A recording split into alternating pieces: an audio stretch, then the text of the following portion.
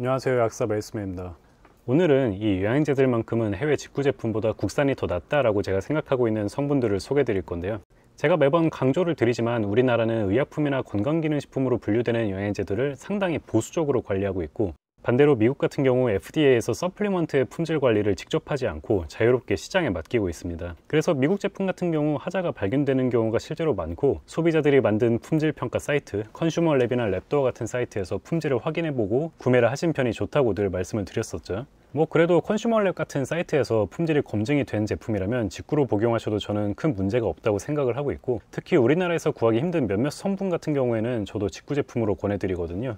조만간에 그래서 이것들만큼은 직구해서 드세요 같은 내용으로도 영상을 업로드할 계획입니다. 그래도 오늘 소개드리는 성분들만큼은 우리나라에서 제조한 제품을 복용하시는데 더 명확한 이점이 있어서 직구보다는 국산을 이용하시라고 권해드리고 싶습니다. 그 첫 번째는 바로 비타민입니다. 비타민 직구 많이 하잖아, 직구 제품이 뭐가 문제야 하시는 분들이 많을 텐데, 사실 문제가 꽤 빈번하게 발견되죠. 하지만 정상적인 직구 비타민들과 비교를 해도 우리나라의 비타민에서만 찾을 수 있는 명확한 장점이 있습니다. 바로 품질이랑 코팅인데요. 이해를 돕기 위해 먼저 비타민제의 종류에 대해 알아볼게요. 우리나라에서 구할 수 있는 비타민 제품을 허가를 기준으로 분류하면 크게 세 종류로 볼 수 있습니다. 바로 의약품 비타민과 건강기능식품 비타민, 그리고 직구 비타민인데요. 의약품은 쉽게 말씀드리면 특정 질병을 치료하는 목적으로 사용할 수 있는 제품이죠. 비타민도 의약품이냐 하는 논란은 국가별로 그 관점이 다르고 전문가들 사이에서도 의견이 나뉘지만, 일본에서도 비타민을 의약품으로 분류를 하고 있고, 유럽에서도 일일 권장량을 넘는 고함량의 비타민의 경우에 의약품으로 분류를 하고 있습니다.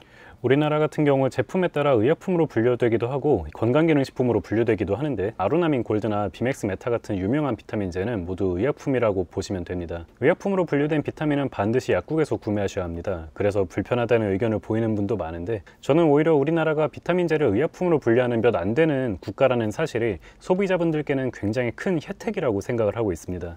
자, 아까 소개드린 세 가지 종류의 비타민들을 살펴보면 저는 품질 관리 수준을 따져보면 이 정도는 차이가 난다고 생각을 하고 있습니다. FDA에서는 서플리먼트의 품질을 일일이 관리하지 않습니다. 제조사는 그냥 이런 제품을 만들었으니 팔게요 하고 FDA에 신고만 하고 판매를 할 수 있고요. 우리나라 같은 경우 제품 출시에 앞서 테스트 방법과 결과에 대해 식약처에 제출하고, 식약처에서는 자료를 바탕으로 제품이 적합한지 확인을 하고 판매를 허가합니다. 미국 같은 경우 이미 판매되는 제품에 어떤 문제가 발견되고 나서야 FDA에서 시정 조치를 내리지만, 우리나라는 제품 판매 전에 식약처에서 문제가 될 만한 제품을 미리 거르는 거죠. 그리고 제품 자체의 품질에도 큰 차이가 있는데, 우리나라의 건강기능식품 비타민 같은 경우 실제로 제품을 테스트했을 때 그 성분의 함량이 라벨에 표시된 양의 80% 이상, 150% 이하면 정상 제품으로 판정을 하고 있습니다. 투퍼데이 같은 미국 제품의 경우 라벨에 기재된 함량의 80% 이상을 포함할 것을 FDA에서 권고하고 있고요. 한편 비맥스메타나 2XB 듀얼 같은 의약품 비타민 같은 경우에 일반적으로 표시된 함량의 90% 이상, 150% 이하일 것을 기준으로 잡고 있습니다. 함량의 최소 기준이 80%냐 아니면 90%냐 하는 이야기는 언뜻 들으면 큰 차이가 아닌 것처럼 생각하실 수 있겠습니다만, 연구나 제조를 해보신 분이라면 매번 생산되어 나오는 제품들의 함량 편차를 10%를 줄이려면 굉장히 많은 시간을 투자해서 공정을 개선해야 한다는 사실을 아실 겁니다. 성분의 종류가 많을수록 더 까다롭고요. 그렇게 연구된 결과물은 더욱 유효기간 내에는 더 안정적으로 품질을 유지할 수 있게 됩니다. 함량뿐 아니라 식약처에 제출해야 하는 안전성과 유효성에 관한 데이터나 제조시설을 관리하는 규제도 의약품과 건강기능식품, 직구 제품 간의 차이가 적지 않습니다. 이런 요소들이 품질에 직결되는 것은 당연한 일이에요. 그리고 우리나라 비타민의 또 다른 장점은 바로 코팅입니다.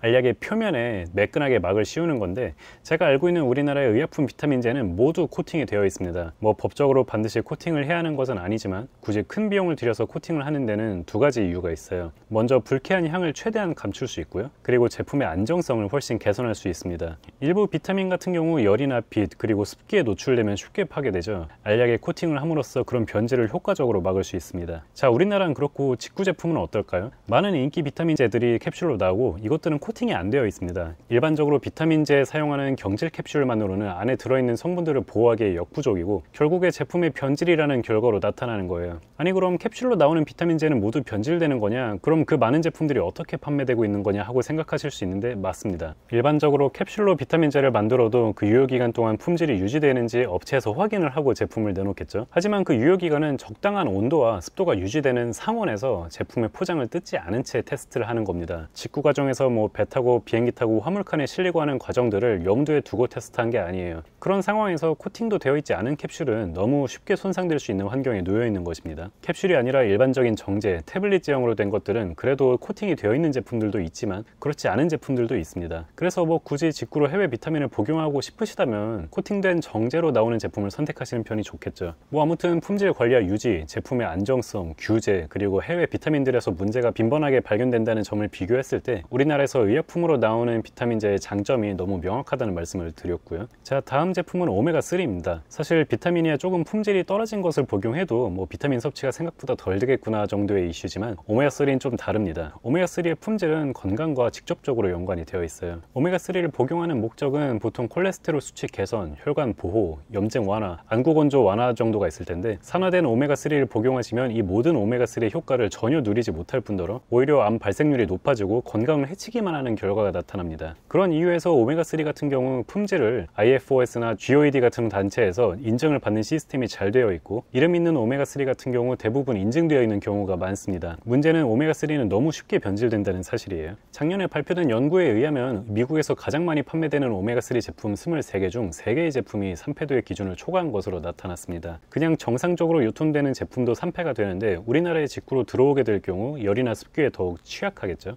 문제는 소비자분들께서 제품을 받았을 때 그 오메가3가 어떤 상태인지 확인할 방법이 없다는 것입니다. 특히나 냄새가 향으로 차폐되어 있는 경우는 더 어렵겠죠. 오메가3 같은 경우 한 번에 길게는 6개월에서 1년치까지 구매해서 복용을 하실 텐데 만약 산패가 진행된 오메가3를 6개월 동안 복용을 하셨다면 그 6개월간 복용을 안 한 사람보다 더 건강이 악화되어 있을 여지가 분명히 있다는 이야기입니다. 그래서 오메가3는 국내 것을 선택하셔라 하는 이야기는 반드시 품질과 유통 과정이 제대로 관리되는 제품을 선택해야 한다는 이야기입니다. 그리고 제가 이전 영상들에서 소개를 드렸던 것처럼 좋은 원료를 사용한 오메가3를 드신 편이 무조건 더 좋겠죠. 자, 마지막 성분은 프로바이오틱스, 유산균입니다. 유산균은 굉장히 쉽게 변질됩니다. 어쩌면 오메가3보다도 쉽게 손상되고 따라서 많은 유산균 제품들이 냉장 보관할 것을 권장하고 있죠. 앞서 설명드린 것처럼 어떤 영양제든 직구 과정에서는 안 좋은 외부 환경에 노출될 가능성이 높아지고 결국엔 복용하는 시간 동안 별다른 효과를 누리지 못하고 시간만 낭비하게 될 수 있겠죠. 따라서 유산균도 변질이 쉽게 되는 만큼 품질과 유통 과정이 제대로 관리가 되는 제품을 고르시는 편이 좋겠죠. 그런데 이뿐만이 아니고 소비자가 유산균을 선택할 때 반드시 확인해야 할 두 가지 요소가 있습니다. 바로 균종과 균수인데요. 균종, 즉 어떤 균이 좋냐 하는 것은 오늘의 주제는 아니고 오늘은 균수에 대해서 이야기를 해볼게요. 유산균 제품의 상세 정보를 보면 우리나라든 외국이든 균이 몇 마리가 들어있는지 예를 들면 100억이다 500억이다 하는 문구를 쉽게 찾을 수 있죠. 그런데 사실 이 균수에 대해서는 우리나라 제품과 외국 제품 간에 서로 다른 기준을 가지고 이야기를 하고 있습니다. 우리나라 같은 경우 보장 균수를 표기하도록 되어 있습니다. 보장 균수라는 것은 유효기간 동안에 이 제품에 몇 마리의 균이 끝까지 살아있나 하는 것을 표시한 것이고요. 미국 제품 같은 경우 특별한 규정이 없어서 대부분의 제품에서 투입한 균수, 즉 처음에 제조할 때 몇 마리를 사용했는지를 표기합니다. 사실 유산균은 제조가 완료된 뒤에 굉장히 빠른 속도로 그 균수가 감소하거든요. 예를 들어 100억을 보장하는 제품을 제조하려면 처음에는 300억은 넣어야 그 100억이라는 균수를 유효기간 내내 유지할 수 있습니다. 뭐 해외 제품에도 드물게 보장이라는 단어가 들어간 제품도 있지만 대부분은 그렇지 않고요. 그래서 국내에 들여와서 테스트를 해보면 생각보다 제품에 표기된 것보다 균수가 형편없이 나오는 경우도 종종 나타나죠. 뭐 품질이 떨어진 유산균을 섭취한다고 산패된 오메가3 마냥 몸에 부작용을 나타낼 가능성은 적습니다만 유산균도 직구를 하신다면 적게는 두세 달치, 길게는 6개월치도 구매를 하실 텐데 그 복용하는 기간 동안 품질이 떨어지는 제품을 섭취한다면 그 몇 달이나 되는 시간을 낭비하는 꼴이니 마찬가지로 생산과 유통, 품질 관리가 제대로 이루어지는 우리나라의 제품을 권해드리고 싶습니다. 오메가3와 마찬가지로 가능하면 이름 있는 원료를 사용한 제품들에게서 조금 더 효과를 볼 가능성이 높을 것 같네요.